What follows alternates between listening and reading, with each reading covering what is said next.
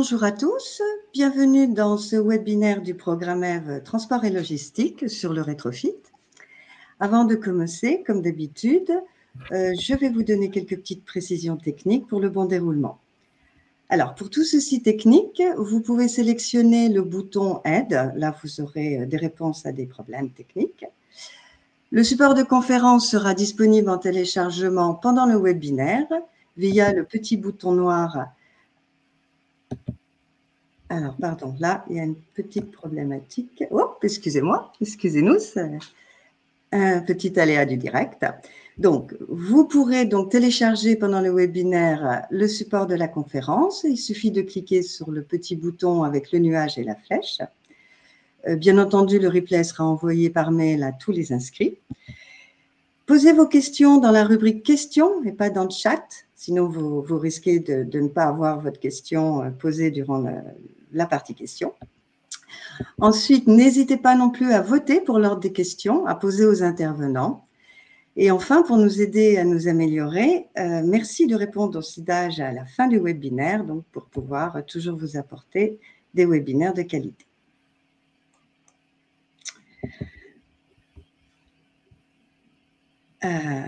Alors, excusez-moi, là, Daniela, je pense que vous touchez quelque chose parce qu'à chaque fois, vous apparaissez. Pardon, là, il y a des petits soucis techniques.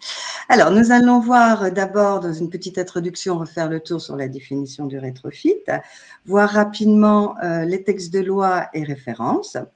Je remercie nos intervenants, Daniela Touzé, en charge du business développement au CRMT, à Dardilly, dans le Rhône, c'est près de Lyon, je crois, qui nous présentera le rétrofit au GNV. Et je remercie également Eric Michino, directeur commercial et marketing chez Ineo, au Brousil, en Vendée, c'est près de la Roche-sur-Yon, pour un petit peu situer, qui nous expliquera le rétrofit électrique. Et nous passerons après à la partie questions.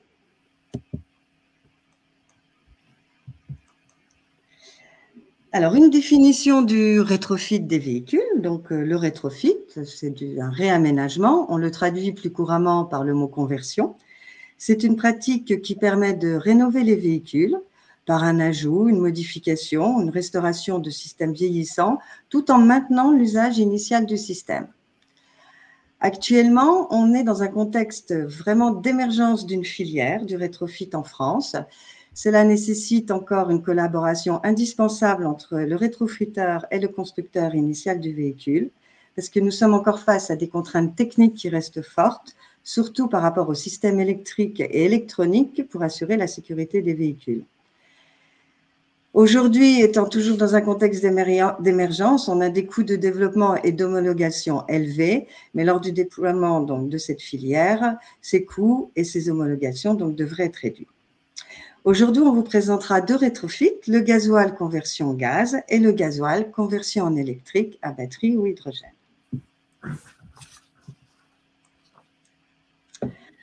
Alors, les textes de loi, on a deux sources juridiques, une spécifique pour le rétrofit gaz, alors spécifique, mais c'est un règlement ONU, on n'a pas de règlement national aujourd'hui sur le gaz.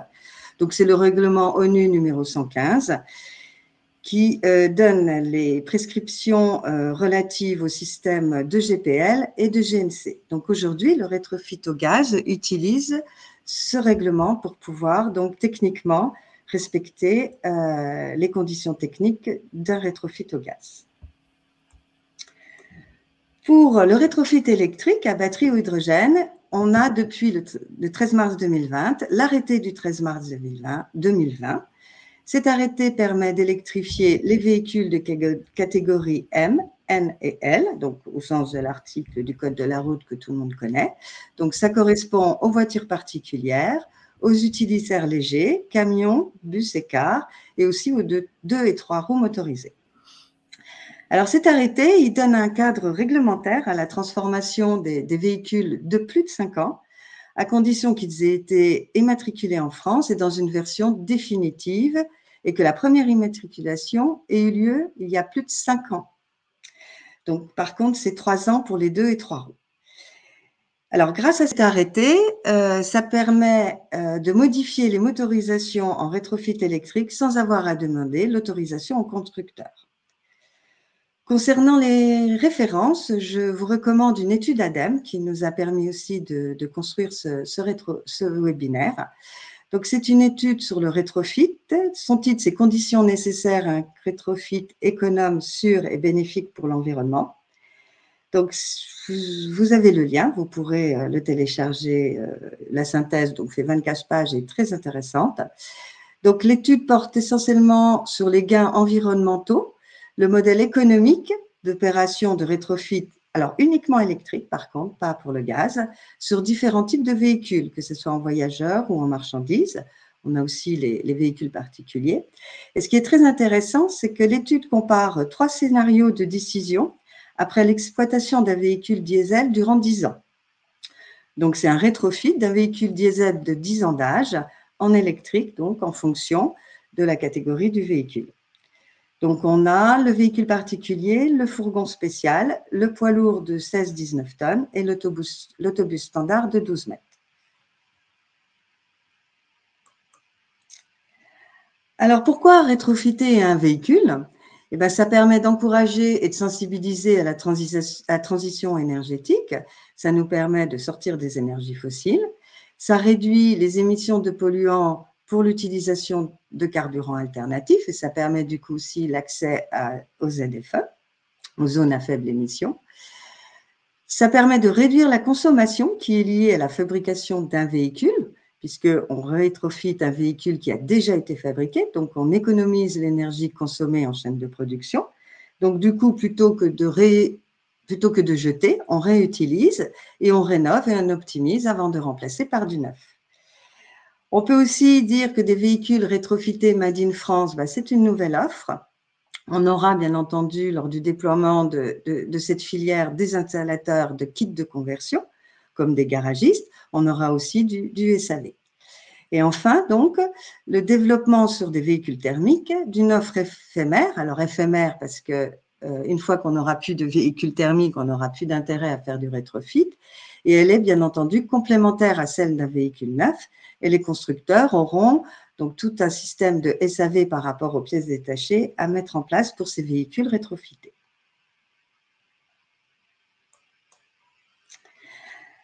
Alors, pour terminer cette introduction, on a donc un dispositif d'aide, la prime au rétrofit électrique, qui a été mis en place.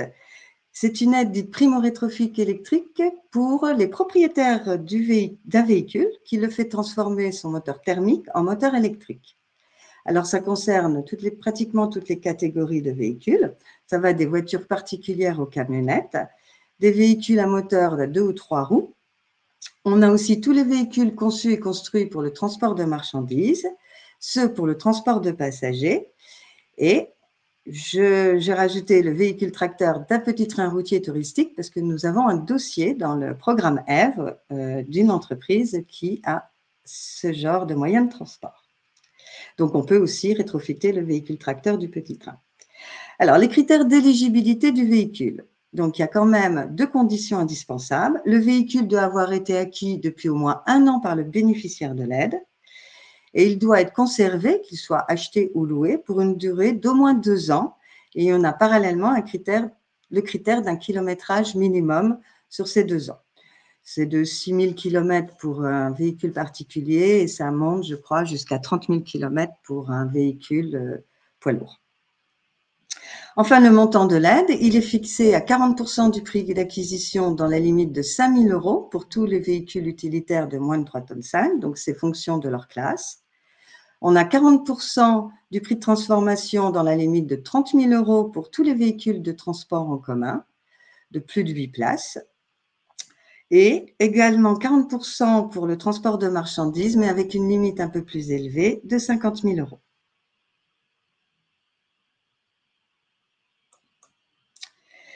Maintenant, nous allons voir les 2 solutions proposées par rapport à du rétrofit au gaz et électrique. Et on va commencer par le rétrofit GNV bio-GNV avec l'intervention de Daniela Touzé du CRMT. Je vous donne la parole, Daniela. Merci beaucoup Véronique, bonjour à tous et merci à toute l'équipe EcoCO2 d'avoir convié le CRMT pour partager aujourd'hui avec vous notre expertise et notamment nos solutions en matière de rétrofit bio-GNV. Avant de rentrer dans le vif du sujet, je tiens à présenter qui est CRMT et plus précisément quelles sont les compétences qui nous ont emmenés à pouvoir développer ce type de solution de rétrofit. Déjà, le CRMT, c'est une société d'ingénierie qui a 45 ans, qui est spécialisée avant tout autour des motorisations à combustion interne. Et nous travaillons sur ces motorisations pour améliorer leur performance énergétique et leur performance environnementale aussi au niveau de tout ce qui va être pollution. Nous faisons cela grâce à nos bancs d'essai. Nous avons 4 bancs d'essai dans la société qui peuvent accueillir des moteurs allant jusqu'à 500 kW pour les tester au biocarburant ou au biogaz naturel. Et nous avons un 5e banc qui permet d'accueillir des motorisations hydrogène thermique, comme on dit souvent, c'est-à-dire un moteur à combustion interne qui brûle de l'hydrogène en tant que carburant. En parallèle de ceci, nous sommes aussi experts de la mesure en conditions réelles d'exploitation. Donc, on vient mesurer à l'échappement les émissions de polluants, de particules, polluants réglementés ou non réglementés de tout type de véhicules. Et enfin, nous avons l'activité d'ingénierie où nous allons retrouver le rétrofit. Donc, déjà, si je devais donner une définition du rétrofit pour CRMT, puisque nous travaillons sur cette question depuis plus de 20 ans maintenant, pour nous, le rétrofit, ça peut vouloir dire soit la conversion d'une motorisation ou d'un véhicule en ce que nous appelons la première monte. CRMT a surtout beaucoup travaillé directement avec des constructeurs pour faire des nouveaux véhicules qui passent du diesel au gaz naturel, mais qui sont neufs, qui sont 0 km. Et d'autre part, nous allons avoir le rétrofit qu'on appelle de seconde monte, c'est-à-dire sur des véhicules qui sont déjà existants. Et c'est une demande assez nouvelle pour nous. Ça fait 3 ans que nous avons été de plus en plus sollicités pour cette question rétrofit deuxième monte, pour toutes les questions qui viennent d'être évoquées en introduction. D'une part, la nécessité de convertir les flottes, de trouver un équilibre aussi économique et de prendre conscience aussi que le rétrofit, c'est une solution de sobriété énergétique. Et donc, c'est dans ce sens-là que nous avons développé une première solution qui est actuellement disponible, homologuée et qui concerne le segment de la mobilité du transport routier de voyageurs pour des véhicules de transport scolaire. Donc ça, c'est une solution qui est disponible aujourd'hui, mais je tiens à partager la genèse du projet qui nous a permis d'en arriver là. Et je vais partager cette histoire projet avec vous, avec une petite vidéo pleine d'humour aussi, que je vais vous demander de mettre, s'il vous plaît, au modérateur du webinaire.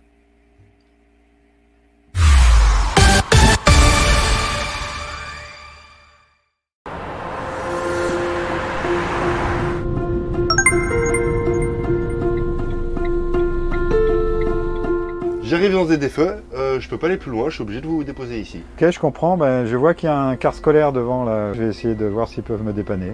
Bonjour, dites-moi, je suis embêté là parce que le bus m'a déposé, il ne pouvait pas aller plus loin, c'est en zone de faible émission. Est-ce que vous pourriez m'emmener sur Lyon? J'ai une réunion avec Iveco, justement sur cette fameuse ZFE. Mais bien évidemment. Oh, Alain-Jean Berthelet. Ah, on se connaît.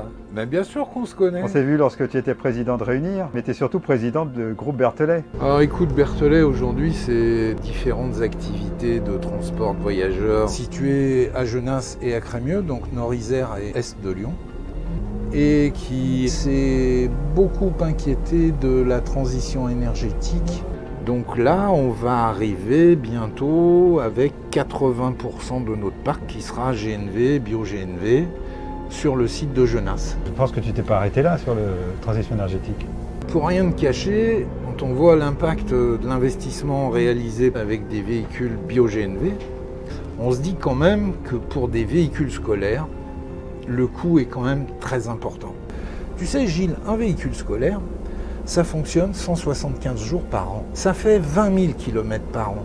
Donc très peu. Avons-nous encore les moyens de continuer à investir dans des véhicules neufs pour des kilométrages aussi faibles et des temps d'utilisation aussi courts? Donc, on s'est dit qu'on pouvait peut-être rétrofiter ce véhicule diesel vers du GNV. C'est quoi un rétrofit de véhicule? Eh bien, un rétrofit du véhicule, c'est simplement changer la motorisation et l'alimentation en carburant.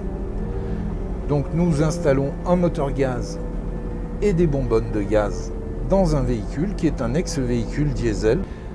Tout ça part d'un bon sens qui est de dire arrêtons d'imaginer qu'on ne puisse fonctionner qu'avec des véhicules neufs. Donc on a trouvé aussi des gens compétents en rétrofit GNV qui sont le CRMT. Je les connais, mais ça serait intéressant d'aller justement en discuter avec eux. Eh ben écoute, ça peut pas mieux tomber, on va t'y emmener, c'est pas très loin.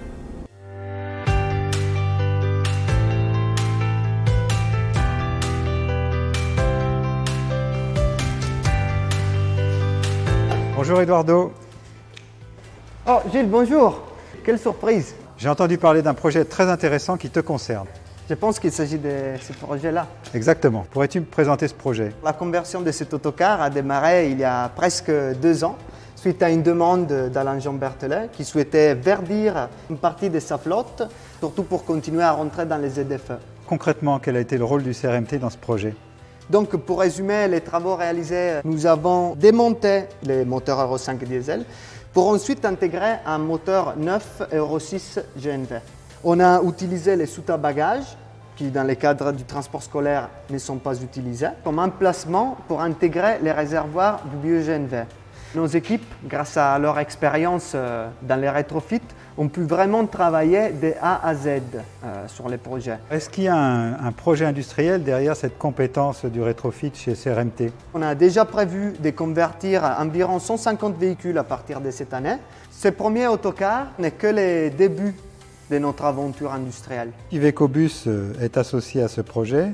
Il se trouve que je vais rencontrer Jean-Marc Boucheret et donc je vais lui demander quel est le rôle qu'a joué Iveco dans ce projet qui est quand même plein d'ambition. Merci Eduardo. Merci à vous.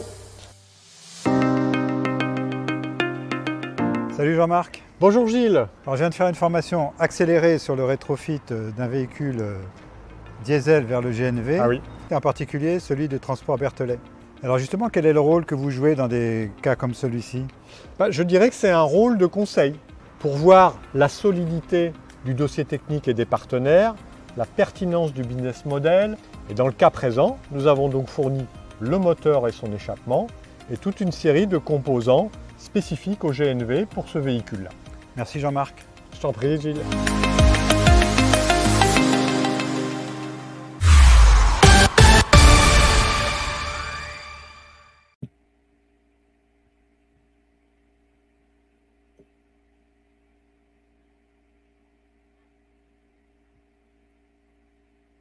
Merci pour votre attention. Vous venez de voir en quelques minutes l'histoire du projet qui nous a permis d'avoir aujourd'hui la solution Ecolcar. Donc Ecolcar, c'est un jeu de mots, comme vous avez pu le constater, pour école, puisque c'est une solution dédiée au transport scolaire, écologique et économique. Comme vous avez pu le voir, c'est quelque chose qui est complexe. Un projet de retrofit prend plusieurs années. Pour nous, c'est quelque chose qui a pris 2 ans pour arriver à avoir cette solution finie et homologuée. Il y a eu plusieurs partenaires, des partenaires techniques comme Voith pour le boîte de vitesse, les constructeurs. Il y a eu aussi de l'accompagnement de la part de l'ADEME notamment pour tout ce qui concerne le financement de la solution dont je remercie aussi.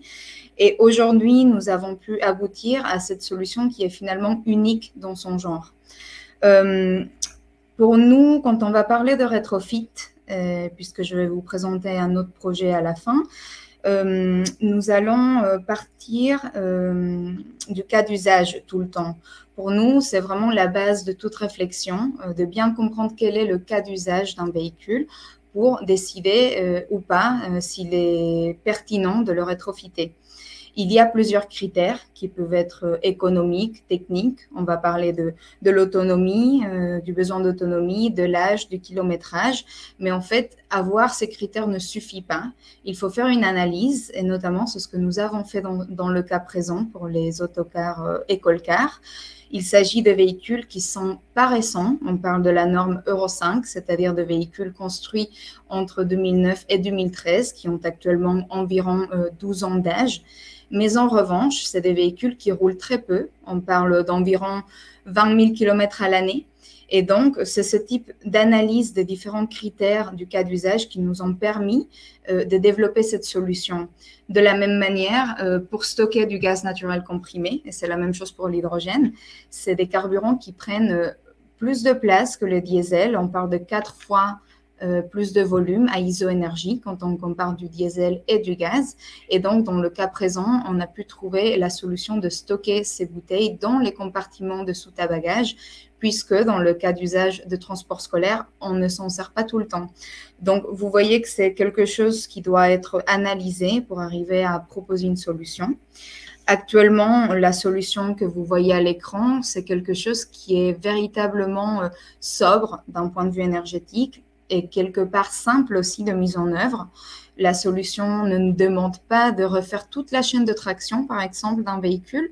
Elle consiste simplement à remplacer tous les composants qui vont relever du diesel, c'est-à-dire le moteur, le réservoir carburant, AdBlue par exemple, par tous les composants qui relèvent du gaz naturel, en commençant par une motorisation neuve homologuée Euro 6. On va venir aussi ajouter d'autres composants qui relèvent du gaz, comme vont être tout ce qui est ligne gaz, carburant, tout le système de sécurité. Et ensuite, on va venir adapter tout un ensemble de fonctions et des logiciels finalement qui vont piloter les accessoires, la boîte des vitesses par exemple, pour arriver à faire fonctionner ces nouveaux véhicules avec une architecture qui était préconçue pour du diesel. Et tout ça, c'est du travail invisible qui n'est pas à l'écran, mais qui est pourtant extrêmement important pour faire marcher une solution comme celle-ci. Je passe au slide suivant qui présente de manière très succincte le processus de rétrofit avec cette solution Ecolcar. Comme vous pouvez le voir, le fait qu'il s'agisse d'une solution finalement assez sobre et frugale nous permet aussi de la mettre en place d'une manière assez rapide. Aujourd'hui, nous comptons environ un délai de 2 semaines pour convertir un autocar diesel vers le gaz naturel avec notre solution. Donc, je parle de 2 semaines d'immobilisation du véhicule à partir du moment où nous recevons l'ensemble de composants pour lequel nous pouvons compter un délai d'une moyenne de 6 mois.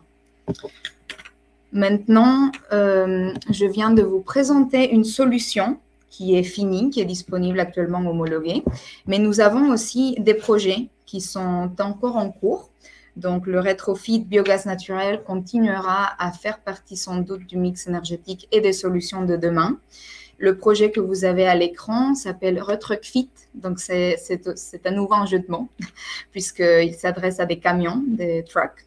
Et c'est un projet que nous développons avec la métropole de Lyon, un projet qui est aussi lauréat au Ratrans du programme de l'ADEME 2022, dont je remercie à nouveau.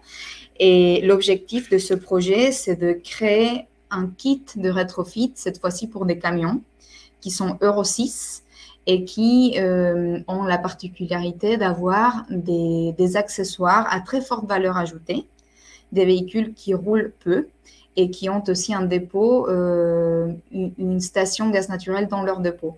Donc, on revient à nouveau au cas d'usage des véhicules qui roulent peu, qui sont en très bon état mécanique et fonctionnel après plusieurs années d'utilisation, qui sont chers. Donc, on va se poser la question plus que 2 fois de les remplacer par du neuf ou d'envisager une solution de retrofit. Et c'est quelque chose que nous venons de commencer à partir depuis cet été 2022 et pour lequel nous espérons avoir une solution à partir de l'année 2024. Donc, il s'agit d'un projet, mais je reste à votre disposition pour répondre à vos questions et pour vous fournir des informations par la suite aussi pour la solution qui sera disponible d'ici quelques mois. Merci.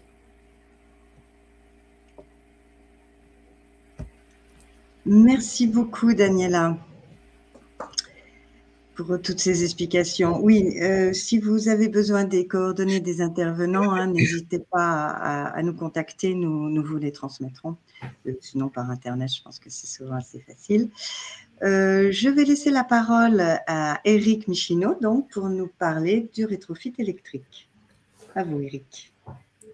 Bonjour à tous, merci de votre invitation et merci Daniela. J'espère pouvoir compléter ce que vous avez pu exprimer maintenant, sachant que nous, on va être plutôt sur la partie électrique. Voilà, je représente la société Eneo. On est basé donc entre La Roche-sur-Yon et Nantes. Et donc, notre mission, globalement, c'est de fournir des solutions concrètes et fiables pour réduire au maximum et rapidement l'empreinte environnementale de la mobilité lourde. En clair, on utilise tout ce qui est à notre disposition pour atteindre cet objectif-là de décarbonation de la mobilité lourde. Et parmi ces solutions-là, vous en avez quelques exemples là. Il y a ce qu'on appelle chez nous l'e-conversion. Et l'e-conversion, en fait, ça consiste à utiliser deux techniques. La technique que vient d'expliquer Daniela, mais avec des méthodologies un peu différentes concernant l'électrique. Donc la technique du rétrofit pour transformer les véhicules thermiques en véhicules électriques et les prolonger, pourquoi pas, avec des kits hydrogène, qui sont des prolongateurs énergétiques pour l'électricité, et le reconditionnement. C'est-à-dire qu'on considère que remettre également en état le véhicule pour son usage professionnel, ça fait partie de notre mission. Et donc tout ça, on le regroupe sous une terminologie qu'on appelle chez nous l'e-conversion. Alors aujourd'hui, on est là pour parler de rétrofit et d'e-conversion. En l'occurrence, pourquoi c'est intéressant de faire du rétrofit, en l'occurrence électrique nous concernant? Parce que d'abord, on va décarboner l'usage au maximum. C'est-à-dire que grâce au changement du moteur thermique au moteur électrique, on va aller réduire de façon extrêmement significative, 87% en l'occurrence, selon les chiffres de l'ADEME, l'usage en le transformant en électrique. L'autre sujet qui est cher à Eneo, c'est d'utiliser l'économie circulaire. Les transformations qu'on opère sont sur des véhicules qui ont déjà roulé 5 ans, comme tout à l'heure Véronique l'exprimait. Et puis on va sourcer un maximum des acteurs qui travaillent autour du rétrofit Eneo à proximité immédiate ou au minimum sur le territoire national. Et puis enfin, il y a la notion de recyclage, c'est-à-dire qu'on va démanteler une partie du véhicule, c'est-à-dire la partie motorisation thermique et tout ce qui est associé à la motorisation thermique. Et ce que l'on fait, c'est qu'on démantèle ça pour ensuite pouvoir réinjecter les différentes pièces dans des réseaux de recyclage. Ça, c'est une activité qu'on est en train de lancer et qui fera partie à part entière de notre proposition. Les deux autres sujets qui sont importants également, c'est que les modifications qu'on apporte aux véhicules lourds, notre travail, c'est de travailler sur des véhicules lourds en général, plutôt pour le transport de marchandises, comme on le verra un petit peu plus tard. Ces modifications donc sont les moins invasives possibles sur le véhicule, ce qui permet plusieurs choses, et notamment un entretien facilité. C'est-à-dire qu'un véhicule qui sort de chez nous a une configuration qui est très proche de l'initiale. Ce qui va changer, c'est vraiment la motorisation, certains aspects électriques, évidemment, mais tout ce qui est entretien sur les pneus, enfin des éléments d'usure sont les mêmes qu'auparavant. Il y a très peu de différence. Donc c'est facile pour les professionnels de la mécanique de pouvoir entretenir ces véhicules. Et puis l'autre sujet, c'est qu'on est sur un impact écologique qui se veut le plus réduit possible, puisqu'on va essayer de faire appel le moins possible à du matériel neuf. On ne va pas transformer pour remettre à neuf entièrement le véhicule. On va faire en sorte qu'il y ait des éléments de confort, d'esthétique qui soient attendu par le métier et en particulier par les chauffeurs, bien entendu. Et puis, évidemment, toute la partie électrification sur la partie motorisation. Alors, en quoi consiste l'e-conversion? Je propose, un peu comme l'a fait tout à l'heure Daniela, de regarder ça en 5 étapes. La première, on va sélectionner avec nos clients les véhicules à convertir. C'est à ce moment-là qu'on va regarder le besoin énergétique du véhicule et qu'on va adapter la transformation en fonction du besoin énergétique. Ces derniers temps, on entend beaucoup parler de sobriété. C'est important pour nous aussi, c'est-à-dire qu'on ne pense pas que ce soit nécessaire de faire des modifications très intensives avec énormément de batterie, par exemple, sur un véhicule, si l'usage ne le nécessite pas. Donc, on va dimensionner correctement la transformation, et ça, sur des véhicules de plus de 5 ans, comme nous autorise la loi. La deuxième partie, alors, pardon, je reste une minute sur ce point-là. Les véhicules sont soit fournis par nos clients parce que déjà en utilisation par nos clients, soit on va s'occuper d'aller sourcer un véhicule adapté pour le rapatrier et le transformer pour le compte de nos clients. Ce sont les deux pistes habituellement utilisées. La deuxième étape, ça consiste à réviser entièrement le véhicule, à changer les pièces d'usure et à le remettre dans un état le plus j'allais dire, avancé possible. C'est à ce moment-là qu'on va aussi déterminer les modifications apportées sur les aspects de poste de conduite, de carrosserie, pour le remettre à un bon niveau d'attente par rapport à nos clients. Il va de soi qu'on n'a pas tout à fait les mêmes niveaux d'exigence, par exemple, sur des métiers qui ne sont pas des métiers de transport routier au sens propre du terme, c'est-à-dire de longue distance, où là, naturellement, il faut un niveau de confort qui soit équivalent à des véhicules neufs, que sur des métiers qui vont utiliser des camions dans le cadre de leur activité. Par exemple, le TP ou les bennes à ordures ménagères, ou des usages qui ne sont pas spécifiquement transport routier. Donc, on va adapter vraiment en fonction aussi de l'état initial du véhicule. Et ça, c'est co-construit avec nos clients. En 3, on va préparer le véhicule, c'est-à-dire qu'on va retirer les pièces thermiques et tout ce qui est associé à ça, et c'est à ce moment-là qu'on va démanteler pour les recycler. En 4, on va transformer le véhicule. En fonction des choix qu'on aura opérés au tout début, on va d'abord électrifier le véhicule. Donc, ça consiste à mettre un moteur électrique et puis tous les éléments autour. Et puis, on va ou pas, d'ailleurs, mettre la partie hydrogène quand c'est besoin. Alors, c'est peut-être nécessaire de repréciser une chose, mais un véhicule hydrogène, aujourd'hui et majoritairement, il y a quelques autres pistes qui sont suivies par ailleurs, mais en tout cas, chez nous, l'hydrogène vient en prolongation énergétique des batteries. C'est-à-dire qu'on a un moteur électrique qui est mis à la place du moteur initial, on a un système de calculateur électronique qui va repiloter la partie calcul électronique du véhicule, on met des batteries, et on met peu de batteries quand on rajoute la partie hydrogène, qui est constituée de réservoirs hydrogène et de ce qu'on appelle une pile à combustible, qui va produire de l'électricité et recharger les batteries qui servent en fait de gestionnaire de l'énergie pour le moteur. J'espère avoir été à peu près clair sur ce sujet-là. Ce qu'il faut retenir de ça, c'est qu'un rétrofit électrique hydrogène, ça reste un moteur électrique d'abord, qu'on prolonge ou pas avec un module hydrogène. Et tout ça, ça dépend de plusieurs paramètres dont on parlera juste après. Une fois la transformation apportée, et c'est là en fait où on apporte notre plus grosse valeur ajoutée, c'est-à-dire comment on intègre des éléments qui sont dans un véhicule qui n'est pas a priori prévu pour intégrer ces éléments. Daniela tout à l'heure parlait de mettre les réservoirs dans les soutes pour par exemple les autocars. Nous aussi, on va travailler le meilleur endroit pour intégrer ces éléments en respectant la configuration du véhicule en termes de poids, de répartition des masses. Pour plein de raisons, j'en cite deux, c'est l'entretien encore une fois, et la facilitation de l'homologation. L'homologation qui arrive tout de suite après, en phase 5, qui est un véritable sujet important, qu'on connaît tous, au CRMT comme chez Neo, comme chez les autres. On est tous à peu près au même niveau de ce point de vue-là, au niveau de l'homologation. On est plusieurs à proposer aujourd'hui des véhicules à l'homologation. L'État, par la voie de la DGEC, définit des règles, mais sur des véhicules qui aujourd'hui n'existent pas. Des véhicules rétrofités arrivent tout juste, en fait, sur la phase d'homologation. Et donc, les choses avancent bien. Et donc, nous concernant par exemple, on a présenté un premier poids lourd il y a 2 mois, on le représente encore la semaine prochaine. Tout ça pour aboutir à une première homologation d'un premier véhicule lourd rétrofité, cette fois électrique et hydrogène, et qui ouvrira la voie à de la production de série de ce type de véhicule. Même chose pour les autres modèles de véhicules. Hop, pardon, je cherche mon curseur.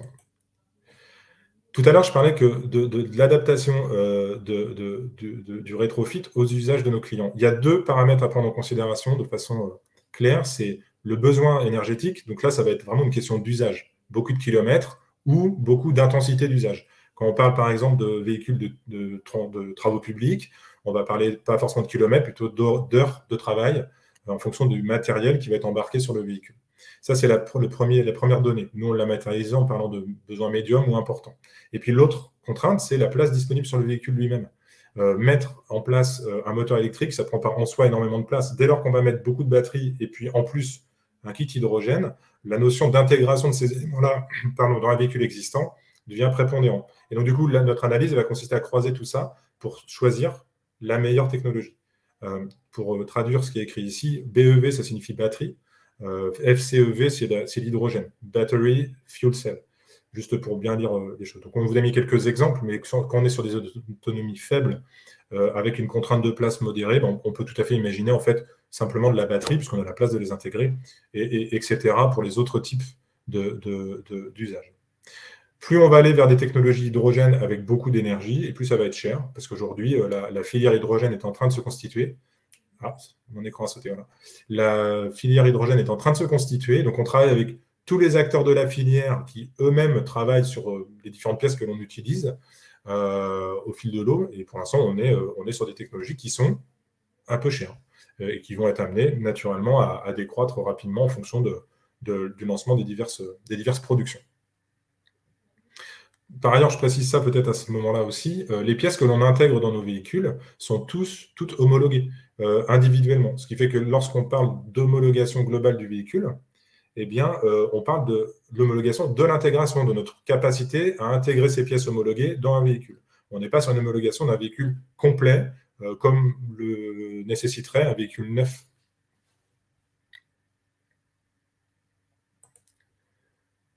Ici, vous voyez les différents champs et marchés sur lesquels nous travaillons. Alors, le premier, c'est le marché du transport routier, je viens de vous en parler.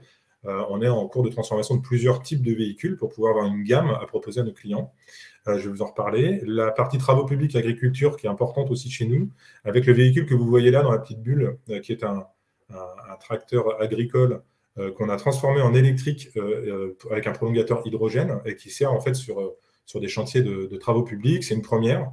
On est très fiers de ce véhicule-là, qui est en cours de test, qui est en finalisation de test aujourd'hui et qui va être livré à notre client dans les semaines qui viennent. Enfin, c'est une question presque plus de jours que de semaines. Donc, il fonctionne sur pile à combustible. Il fonctionne très bien, par ailleurs. Et c'est une technologie qui est pratiquement identique à celle que l'on intègre dans les véhicules lourds. Dans les poids lourds, j'entends. On travaille aussi sur l'équipement des collectivités, alors sur de la benne à ordures ménagères notamment, et sur la partie autocar, ce sera dans un deuxième temps chez nous. On travaille beaucoup plus aujourd'hui sur du transport routier et du TP. Et puis des équipements spéciaux, et là je fais un petit clin d'œil à ce que vous disiez tout à l'heure, les petits trains touristiques par exemple, ça peut faire partie des équipements spéciaux qu'on a amené à rétrofiter. Là vous voyez un autre exemple d'un véhicule qui est un véhicule de franchissement très spécifique sur des marchés qui ne seront pas tout de suite couverts en fait par des véhicules neufs, et donc qui font sens du point de vue du rétrofit. Et sur cette page, vous voyez les différents projets en cours chez nous. On va lancer très rapidement, si je les passe en revue, un rétrofit d'un porteur 12 tonnes sur batterie. On considère aujourd'hui qu'il y a une demande très forte sur ce type de véhicule-là, pour livrer notamment les centres-villes. Il y a une couverture possible par des véhicules du marché, des véhicules neufs qui arrivent sur le marché, qui fonctionnent parfaitement bien. Mais sur du 12 tonnes, pure batterie, avec pas forcément énormément d'autonomie, mais suffisamment pour faire la livraison en centre-ville, on pense que ça, enfin on pense pas, on est certain que c'est très intéressant. On a plusieurs clients en fait qui travaillent avec nous en tant que pionniers pour développer ce type de véhicule. Ce véhicule-là, d'ailleurs, c'est en l'occurrence une caisse 9 mètres, mais on peut tout à fait imaginer des déclinaisons sur d'autres types de caisses, notamment pourquoi pas des bennes à ordures ménagères pour les centres-villes. Là, on est en fin de validation des contraintes d'ingénierie. On va basculer sur la phase d'homologation pour arriver à une cible de production fin 2023. Ce sont les 3 étapes que je vous montre ici. Le deuxième sujet sont des porteurs de 19 à 32 tonnes. Là, on a beaucoup travaillé, parce que c'est notre véhicule principal sur lequel on travaille et qu'on homologue aujourd'hui, un 19 tonnes en l'occurrence, qui est aujourd'hui un 19 tonnes bennes, mais qu'on travaille sur des déclinaisons aussi, sur des bennes à ordures ménagères, des porte-caisses mobiles notamment, et puis d'autres types de véhicules, du type plateau grue par exemple. Là, on est plutôt bien avancé, c'est-à-dire que l'homologation est déjà très enclenchée, et on a là aussi pour projet de produire à partir de la fin de l'année, tout comme un tracteur routier. On travaille beaucoup sur des bases Renault aujourd'hui. On n'est pas limité à la base Renault, mais c'est ceux sur lesquels on travaille aujourd'hui. Là, on est sur un Renault T pour la partie tracteur routier, qui peut être sur batterie ou hydrogène. Celui qu'on travaille aujourd'hui, c'est hydrogène. Et qui sera produit en courant d'année. On le présentera, ce véhicule-là, premier trimestre de l'année prochaine, avec une intégration hydrogène à 700 bars. L'objectif, c'est de pouvoir commencer à le produire lui aussi fin d'année prochaine, sachant qu'on a plusieurs commandes sur ce véhicule-là, avec des usages qui sont déjà bien déterminés, des usages cadencés, notamment en région parisienne. On travaille aussi sur le tracteur agricole, celui que je vous ai présenté tout à l'heure, et un véhicule uniquement sur batterie qui va être testé dans une ferme expérimentale en Bretagne, en partenariat avec de grosses entreprises, dont EDF, pour tester, voir quel est l'usage par rapport à la technologie de ce véhicule-là. Et enfin, sur la partie autocar, la partie ingénierie et développement, ce n'est pas nous qui l'assurons de façon directe, mais le gros avantage d'Eneo aujourd'hui, c'est qu'on passe en mode industriel dans très peu de temps, c'est l'année prochaine. On a donc une plateforme de 6000 m² qui va être transformée pour produire en série tous ces types de véhicules, et donc on aimerait produire également de l'autocar, avec l'intégration de systèmes de rétrofit électrique. Hop. Alors là, ce petit logo-là, je vous le montre en primeur, c'est mon petit cadeau du jour. J'en suis très fier. En fait, on vient juste de décider ce matin de changer notre territoire de marque et notre communication de marque, donc je vous en fais part, c'est en primeur. Désormais, vous verrez plutôt ce logo que le précédent sur nos différentes plaquettes. Voilà, c'est le petit clin d'œil en passant pour vous dire qu'on est en pleine mutation, c'est-à-dire qu'on est en recrutement très très important, puisque notre objectif dans quelques semaines, c'est de produire. On passe du mode start-up au mode industriel, et c'est très important pour nous. On a l'outil industriel pour ça, La Roche-sur-Yon, qui est une ancienne plateforme de Michelin, que je vais vous montrer. Non, je ne vais pas vous la montrer, elle n'y est pas. Pardon, je reviens en arrière. Une plateforme Michelin qui est transformée pour des entreprises innovantes, et en l'occurrence, c'est là où on va s'installer avec 6000 m². Donc, nos ateliers, nos ingénieurs sont en place à partir de janvier ou février, in situ. Et puis, on va produire en cours d'année les différents véhicules que vous avez pu voir sur le slide juste avant. Voilà, je vous remercie pour votre attention. Merci beaucoup, Eric. On a appris beaucoup de choses, je pense. En tout cas, moi, j'ai appris beaucoup de choses en travaillant avec vous ces derniers jours. J'aurais juste une question à vous deux. Quand on parle d'homologation, donc on va homologuer un kit de rétrofit qui après peut être déployé. Daniela, je me permets. En fait, l'idée, c'est que le kit de rétrofit, ce sont divers éléments qui vont pouvoir être intégrés sur des types de véhicules qui sont bien définis dès l'origine.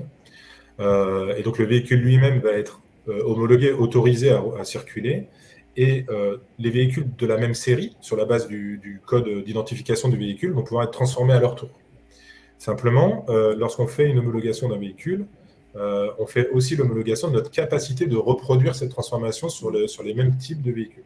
C'est important d'avoir ça en tête, parce qu'aujourd'hui, on entend beaucoup parler d'homologation pour la partie rétrofit. En fait, tout l'intérêt de l'homologation est là, c'est-à-dire la capacité à produire un premier véhicule fonctionnel conforme aux attendus du CNRV, et juste derrière, notre capacité à produire en série le même type de véhicule sur les mêmes numéros de série. Et ça, c'est pas neutre, c'est-à-dire que l'entreprise de Daniela comme la mienne, nous travaillons beaucoup, je pense, sur la partie processus pour prouver qu'on est capable de reproduire de façon régulière tous ces véhicules. Daniela, je ne sais pas si je te passe la main à ce sujet. Merci Eric. Je suis tout à fait d'accord. Nous partageons la plupart des process et des exigences pour homologuer un véhicule. La différence principale, je dirais, pour un rétrofit électrique et un rétrofit gaz, dans notre cas, par exemple, nous sommes passés par ce que nous appelons une réception à titre isolé, une RTI, que nous transformons par la suite, que nous adaptons en agrément de prototype. Mais comme Eric vient de le dire, c'est un process qui nous permet de reproduire l'opération en ayant la limite quelque part qu'une homologation est faite en fait pour un type et un modèle de véhicule précis. Donc, à partir du moment où on va vouloir travailler sur un autre autocar avec une variante assez significative, il va falloir qu'on refasse une autre homologation. Ça ne veut pas forcément dire qu'on repart de zéro, mais chaque homologation concerne un type et un modèle de véhicule qui peut être reproduit par la suite. J'aimerais préciser que, par exemple, sur la partie poids lourd, on travaille beaucoup en fait, sur un véhicule du type Renault, porteur, 19 tonnes, qui, en fait, d'un point de vue technologique, nous permet de faire nos preuves, en fait, entre guillemets, techniques, de le valider une première fois, de l'homologuer une première fois, et on va reporter ce savoir-faire-là sur un véhicule un peu différent, avec une intégration légèrement différente, mais on ne repart pas, effectivement, comme le disait Daniela, de zéro. On va quand même valider, notamment avec les services de l'État et du CNRV, qu'on est bien dans les clous et les attendus du CNRV. Aujourd'hui, la phase d'homologation du tout premier véhicule poids lourd, qui sera probablement un Eneo, et d'un bus qui sera peut-être chez toi, Daniela, c'est la plus complexe, puisque dans le même temps, on va proposer un véhicule à homologation dans un contexte légal qui n'est pas totalement défini. Donc, il y a beaucoup d'allers-retours qui se passent en fait, entre les services de l'État et nous pour pouvoir trouver en fait, le bon compromis et puis ensuite faciliter l'homologation des prochains véhicules. Du coup, je disais tout à l'heure Renault pour nous, parce que d'une part, c'est une marque française, on y tenait. C'est important dans notre contexte d'intégration territoriale, mais on peut tout à fait imaginer travailler très rapidement derrière des véhicules de type DAF, Scania, etc., d'autres types de marques. D'accord, merci beaucoup. Alors, pour conclure, avant de passer à la partie questions, donc, je voulais revenir sur l'étude de l'ADEME, qui démontre que le rétrofit électrique, en tout cas pour l'électrique, est une solution convaincante pour les enjeux de qualité de l'air, et pour le biogaz, on aura aussi les mêmes résultats. Pour aussi les émissions de gaz à effet de serre et l'usage des matières premières, puisque justement, on n'achète pas un nouveau véhicule. Donc, pour le secteur des transports, l'étude démontre qu'à ce jour, il est nécessaire quand même, vous nous l'avez bien confirmé, qu'il est nécessaire de cibler des activités spécifiques, voire des véhicules aussi spécifiques, pour vraiment avoir une pertinence du développement du rétrofit. Et elle met également en avant diverses recommandations très précises pour aider la filière dans son développement économique. Déjà, peut-être modifier certains textes réglementaires pour soutenir l'accès au marché des acteurs du rétrofit, créer une filière industrielle du rétrofit, c'est ce que vous êtes en train de créer, robuste, hein, mais par la mise en réseau des acteurs. Hein, on voit bien, vous nous avez beaucoup parlé, hein, les constructeurs doivent vraiment être consultés. Et enfin, il y aura à sensibiliser tous les clients potentiels pour les bénéfices sur les bénéfices environnementaux. Et donc, ce premier webinaire, puisque l'idée, c'était un petit peu de balayer l'ensemble sur le rétrofit, on en refera certainement un autre, peut-être beaucoup plus précis. Voilà. Alors, avant de passer à la partie questions immédiatement, je voulais donc vous remercier chaleureusement pour vos interventions. Je voulais également remercier Monsieur Mac Mercier de GRDF avec qui nous avons échangé, qui nous a permis aussi d'avoir de nombreux éclairages pour pouvoir réaliser ce webinaire. Merci aussi à mes collègues qui ont réalisé avec moi ce webinaire, Caroline Tinan, Alain Chaput et Estelle Posnick. Et je voulais faire aussi un merci particulier à Lauriane Lebrazidec parce qu'elle a été très efficace. Alors, je vais aller récupérer les questions que mes collègues… Alors, je ne sais pas…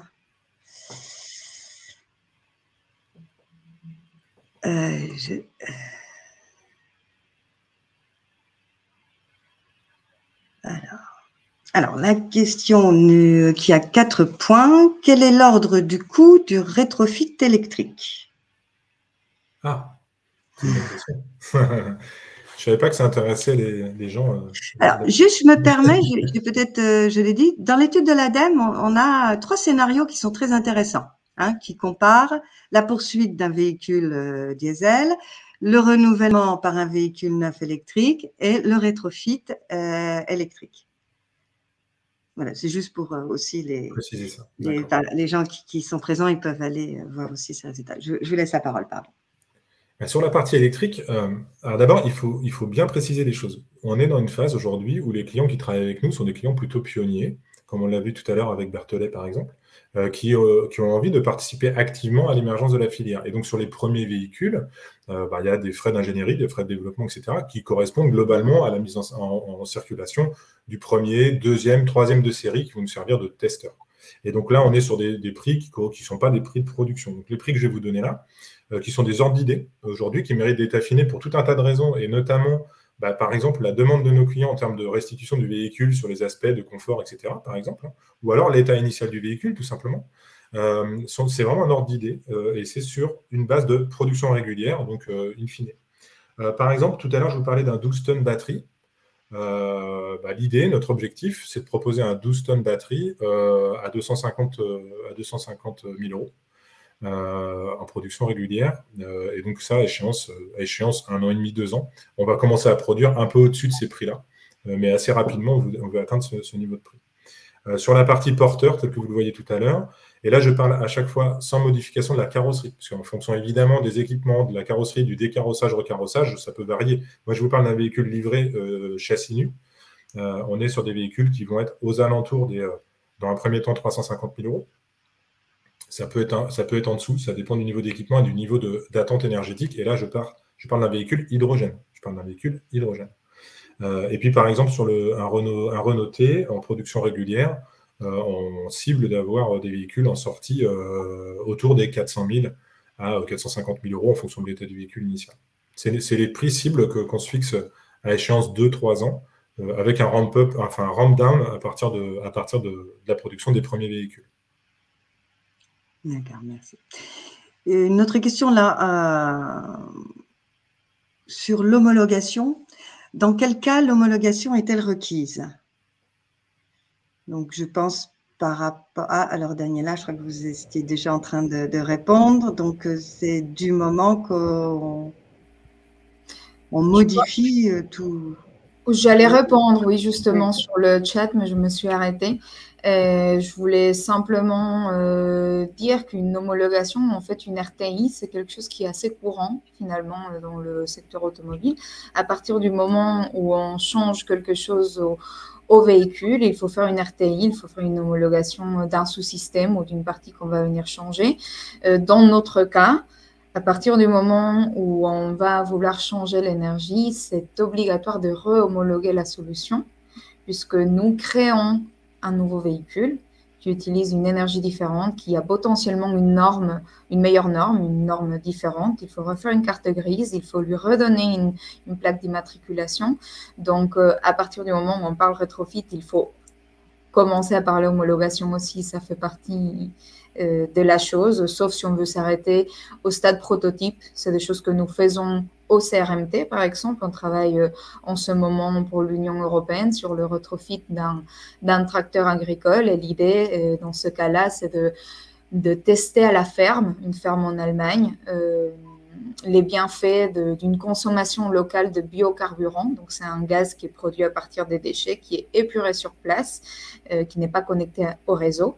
Et dans ce cas-là, on ne fait pas d'homologation puisqu'on est dans le cadre d'un projet à pur but recherche et développement. Mais sinon, à partir du moment où on veut commercialiser ou aller sur la route, il faut respecter le code de la route et il faut homologuer la solution. D'accord. Oh là, ça bouge. Il y a une autre question au sujet des assurances. Est-ce que vous pouvez préciser les garanties proposées par vos solutions et quelle est l'analyse ou la position des assurances sur les solutions de rétrofit? Alors, c'est précisé dans le cadre du TRM, mais bon, si vous avez aussi une réponse différente pour le TRV, n'hésitez pas. Alors, peut-être je réponds d'abord, Eric. Donc, dans notre cas, effectivement, vous l'avez vu, dans une solution de rétrofit, il y a plusieurs partenaires, plusieurs fournisseurs de pièces, de la motorisation, etc.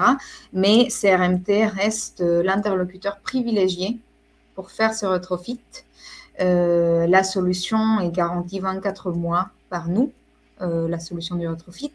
Et ensuite, les composants gardent leur garantie d'origine, c'est-à-dire quand on va parler de la motorisation, eh bien, c'est une garantie de 12 mois d'origine du constructeur. Quand on va parler des réservoirs, en général, les réservoirs gaz naturel sont assurés pour une durée de 20 ans, par exemple. Donc, et puis ainsi de suite. Mais d'une manière générale, c'est CRMT qui prend l'entière responsabilité de la solution. On devient constructeur de deuxième génération et toutes les démarches se passent auprès de nous. C'est la même chose nous concernant, c'est-à-dire qu'on a le statut de constructeur et donc du coup, c'est tout pareil que Daniela. Et puis sur la partie assurance, ces véhicules-là, en fait, ne sont pas encore sur le marché. Donc du coup, on discute avec les assureurs, on leur donne les éléments dont ils ont besoin pour pouvoir couvrir les véhicules. Mais ça se passe bien. Enfin, il y a déjà des choses qui commencent à émerger. Ça sera probablement au départ un peu plus cher que du véhicule thermique, naturellement, parce qu'il y a un peu plus d'incertitude sur la première phase de test. Mais c'est plus une question assurantielle classique, quoi. Tout à fait. C'est la même chose pour nous. CRMT commence à faire sa première flotte d'autocars rétrofités. Donc, on est encore en train d'apprendre des choses. Et l'une de ces choses à bien apprendre, c'est cet aspect assurance aussi. Notre client a plusieurs pistes, mais je pense que je ne peux pas donner une réponse généraliste à ce stade-là pour cette question. D'accord. Et alors, une autre question aussi, pourquoi la loi exclut-elle les véhicules ayant moins de 5 ans d'utilisation? Alors, ça, je peux y répondre. En fait, la loi, pour le coup, on a participé à l'élaboration de cette loi avec tout un tas de partenaires et d'autres entreprises intéressées par le rétrofit, qui se sont mis d'ailleurs sous la coupelle d'une association, la IRE. La loi qui date de mars 2020 prévoit ça, tout simplement parce que ça nous permet comme ça de sortir de la garantie constructeur. C'est ce qui, en fait, a orienté ce choix-là de plus de 5 ans. En dessous de 5 ans, on est sous garantie constructeur, au-delà, non. Donc aujourd'hui, on peut tout à fait rétrofiter un véhicule sans la validation du constructeur et de façon complètement autonome. En électrique, justement, on a une autre question. Est-ce qu'on a une visibilité sur l'intégration du GNV dans l'arrêté rétrofit? Alors, en l'occurrence, ce n'est pas électrique, c'est GNV. Ouais. Oui, alors là, je ne répondrai pas trop sur la partie GNV, c'est moins ma partie, Daniela. Ouais. Est-ce qu'on a l'espoir d'un texte? Je pense que je comprends le sens de la question. Effectivement, le 14 avril 2020, il y a eu cet arrêté qui permet de placer un cadre, comme Eric l'a très bien expliqué, je ne vais pas revenir dessus, pour pouvoir faire du retrofit électrique sur des véhicules avec les critères que vous avez évoqués aussi. Pour le gaz naturel, c'est différent. Nous n'avons pas d'arrêté dans ce sens. En revanche, il y a un process un processus qu'il faut suivre et qui nous permet d'homologuer, comme je l'ai mis, j'ai répondu à quelques questions, tous les véhicules peuvent être rétrofités. En revanche, nous avons besoin de l'autorisation constructeur, chose que vous avez vue aussi lors de la vidéo et c'est pourquoi je tiens aussi à la présenter. Nous n'avons donc pas cette contrainte non plus de 5 ans, comme je l'ai présenté à la fin pour le projet en cours sur des porteurs 19 tonnes. Il va s'agir de véhicules Euro 6 aussi, donc ils peuvent potentiellement avoir moins de 5 ans, c'est aussi le but. Et donc, à ce jour, il est vrai qu'il y a des actions pour essayer de créer un arrêté rétrofit biogaz naturel, tout simplement parce qu'il existe aussi différents types de technologies. CRMT travaille exclusivement sur du 100% gaz naturel, mais il y a des technologies aussi qui s'appellent dual fuel et qui consistent en fait à garder un mélange diesel-gaz, et ça aussi c'est du retrofit, mais c'est une autre technologie que nous ne développons pas en interne au CRMT. Et donc il y a des actions pour faire ce même type d'arrêté, pour s'affranchir de certaines procédures qui peuvent être un petit peu plus longues ou compliquées, mais pas impossibles à relever. Mais je n'ai pas de visibilité à ce jour de l'état d'avancement de ces actions, puisqu'encore une fois, c'est des groupements d'acteurs qui portent ça de manière collective. Et nous sommes partie de membres quelque part actifs, de partenaires techniques. Mais comme on l'a dit, le retrofit, c'est tout un ensemble de parties prenantes différentes et variées. Donc, je n'ai pas de visibilité à ce jour, mais c'est une question qui intéresse beaucoup la filière, définitivement. D'accord. Une autre question, et puis on répondra par écrit pour les autres, parce que là, on est déjà à 15h30. Juste une dernière. Est-il possible de faire du rétrofit pour d'autres modes de transport, des péniches notamment, autres que le routier? Oui, en l'occurrence, c'est tout à fait possible. En fait, le rétrofit n'est pas applicable uniquement à la mobilité, hein. Il y a du rétrofit aussi pourquoi pas, de machinerie industrielle, des choses comme ça existe. Alors, en l'occurrence, ça n'est pas la spécialité des Néo, et peut-être que chez Daniela, vous en faites, je ne sais pas. Oui, bien sûr. CRMT travaille sur différents types de machines et de véhicules qui peuvent être routières, non routières. Nous n'avons pas travaillé à ce jour sur du fluvial, mais je vois que la question porte sur une péniche. Effectivement, le secteur fluvial en France est un secteur qui est très pertinent pour le retrofit. Et il y a plusieurs informations sur la presse. C'est des dizaines de projets actuellement qui font du retrofit biogaz naturel. Donc, c'est des choses qui sont possibles et qui, plus que possible, elles sont vraiment pertinentes du fait du type d'utilisation, des motorisations qui équipent des bateaux comme des péniches, par exemple. On va retrouver un réel intérêt à utiliser du biogaz naturel dans ces cas-là, et c'est des choses qui se font déjà, même si ce n'est pas nous qui le faisons. D'accord. Alors, on a déjà dépassé le temps, donc je vous propose de clôturer ce webinaire. On vous répondra par écrit sur les questions où on n'a pas pu répondre, si bien sûr on a la réponse. Je vous remercie beaucoup pour votre participation et je remercie aussi toute assistance et je vous souhaite une bonne fin de journée. À bientôt. Merci à tous. Merci beaucoup.